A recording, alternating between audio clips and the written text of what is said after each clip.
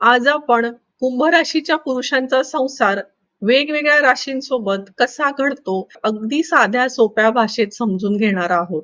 पत्रिकेमध्ये 11 अंकामध्ये जर चंद्र असेल तर तुम्ही कुंभ राशीचे आहात हे समजून चला आणि पत्रिकेच्या पहिल्या घरात जर 11 अंक असेल तर तुम्ही कुंभ लग्नाचे आहात हे समजून चला. कुंभ म्हणजे काय? बुद्धी, शांतपणा, अलिप्त स्वभाव. पण हाच कुंभ जेव्हा वेगवेगळ्या स्वभावांच्या स्त्रियांशी जोडला जातो, तेव्हा त्या कुंभ पुरुषाच्या आयुष्याने खूप वेगळं वळण घेतलेलं असतं. तर चला तर मग आपण एकेका राशीसोबत यांचा संसार कसा चालतो हे समजून घेऊया. आता आपण कुंभ राशीला मेष राशीचा जोडीदार असेल, तर इथे काय घडतं हे समजून घेऊया. आता कुंभ आणि मेष ही जोडी म्हणजे अगदी टोकाची. इथे मेषेची पत्नी ही प्रचंड आक्रमक असते, फटकळ असते, पटकन निर्णय घेणारी असते आणि कुंभ राशीचा पती कसा असतो तर तुम्ही शांत असता, विचार करून चालणारे असता.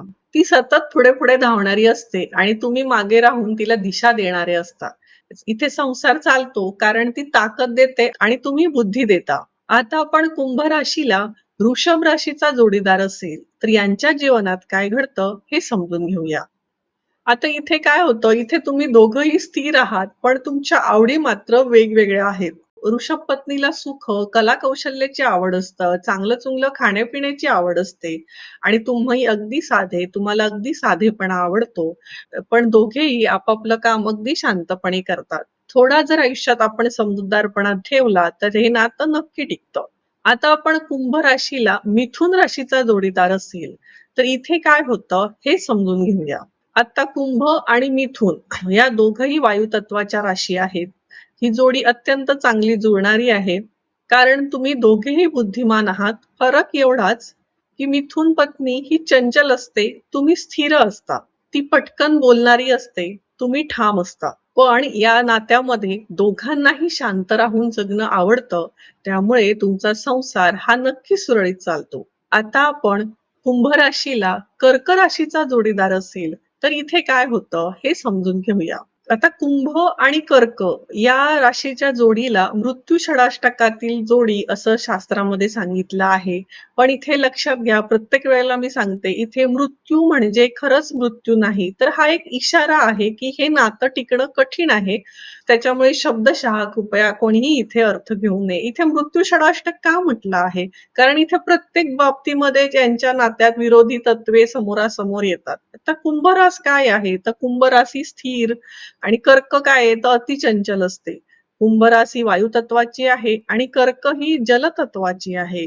कुंभ राशीचा वर्ण हा शूद्र वर्ण आहे आणि कर्क राशीचा वर्ण हा विप्र वर्ण आहे. कुंभ ही पुरुष राशी आहे आणि कर्क ही स्त्री राशी आहे. कुंभ राशीचे स्वामी शनी महाराज हे मंद गतीचे आहेत आणि कर्क राशीचे स्वामी चंद्रदेव हे शीघ्र गतीचे आहेत. शनी म्हणजे काय तर कठोरता, अडचणी आणि चंद्र म्हणजे काय तर शीतल, भावना, आनंद, माया. त्यामुळे स्वभावामध्ये येथे पूर्णपणे विरोध दिसतो. कर्कपत्नी कशी असते? जीव तोडून प्रेम करणारी असते. ती संसारात रमणारी असते, मुलांसाठी जगणारी असते. तर कुंभपती अलिप्त, गंभीर, कोरडा. त्यामुळे संघर्ष टाळता येत नाही. पण एक गोष्ट इथे लक्षात ठेवा, तिचं जर आपण प्रेम समजून घेतलं तर ती पूर्णपणे तुमच्यासाठी उभी राहते. पण शक्यतो षडाष्टकातील ज्या जोड्या राशींच्या सांगितल्या आहेत त्यांच्याशी विवाह करणं टाळायला हवं. आता आपण कुंभ राशीला सिंह राशीचा जोडीदार असेल तर इथे काय घडतं? ही पत्रिकेनुसार नैसर्गिक जोडी आहे. सिंह राशीची पत्नी कशी असते तर ती राणी असते आणि तुम्ही सल्लागार असता. तिच्याकडे निर्णय क्षमता असते आणि तुमच्याकडे बुद्धी असते.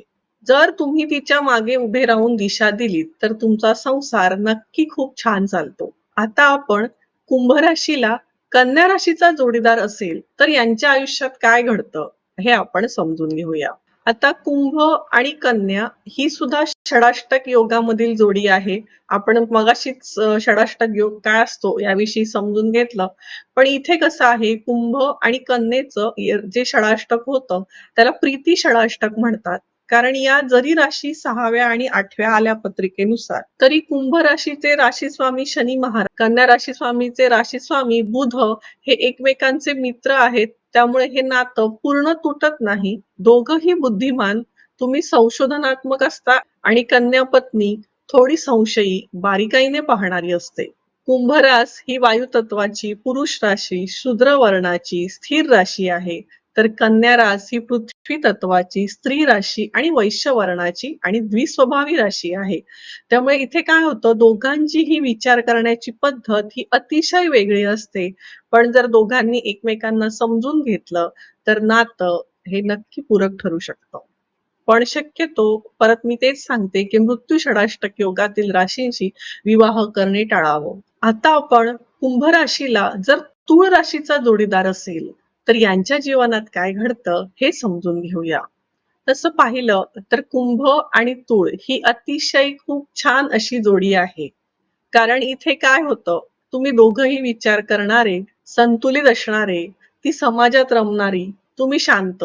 तिचं आकर्षण आणि तुमची स्थिरता एकत्र आली की संसार हा नक्की चांगला चालतो. आता आपण कुंभ राशीला वृश्चिक राशीचा जोडीदार असेल तर यांच्या नात्यात काय होतं हे आपण समजून घेऊया. आता ही कुंभ आणि वृश्चिकेची जोडी थोडी तीव्र आहे, कारण वृश्चिकेची पत्नी असते ती गूढ असते, नियंत्रण ठेवायचं असतं तिला सगळ्यांवर आणि तुम्ही अलिप्त, दूर राहणारे. त्याच्यामुळे संसार हा चालतो, पण तिच्या स्वभावाला अधिक समजून घेणं या नात्यामध्ये आवश्यक आहे. आता आपण जर कुंभ राशीला धनु राशीचा जोडीदार असेल तर इथे काय होणार आहे हे समजून घेऊया. ही तशी जोडी आपण चांगली म्हणू शकतो. ती उत्साही असते, सतत पुढे पुढे जाणारी असते आणि तुम्ही स्थिर असता. ती तुम्हाला तुमच्या अलिप्ततेमधून बाहेर काढते आणि तुम्ही तिला स्थिर ठेवण्यासाठी प्रयत्न करता. आता आपण जर कुंभ राशीला मकर राशीचा जोडीदार असेल तर इथे काय होतं हे समजून घेऊया.